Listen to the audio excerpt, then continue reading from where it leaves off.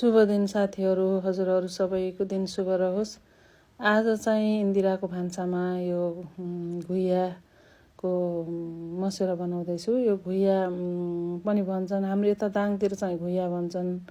अब कसैले पिँडालु पनि भन्छन्। हजुरहरूकोतिर के भन्छन् यसलाई भन्नु होला, मलाई पनि जानकारी गराउनु होला कमेन्टमा। अनि मैले चाहिँ यसरी घुइयालाई कोरेसोमा कोरेँ।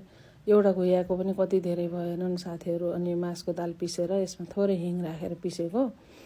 अनि मङ्ग बासा छ कि कस्तो मिठो बासा छ। अनि यसरी राखेर मजाले यसलाई मोल्ने, एकदम एकछिनसम्म मोल्नुपर्छ साथीहरू। यसलाई हल्का बनाउनुपर्छ मोलेर।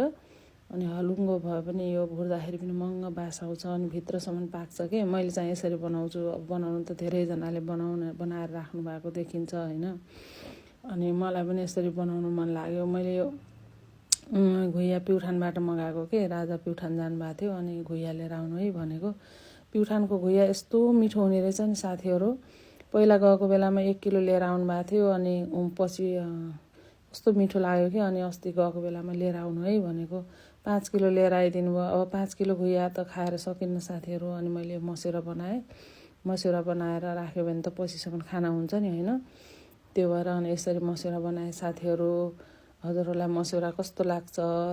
अब नेपालीहरूलाई त धेरैलाई नै मनपर्छ मसेरा। मलाई चाहिँ असाध्यै मनपर्ने उसमा पर्छ कि यो मसेरा। अनि यसरी बनाए साथीहरू। एउटा मसेराको यति भयो। अब भोलि अरू बनाउनु पर्ला।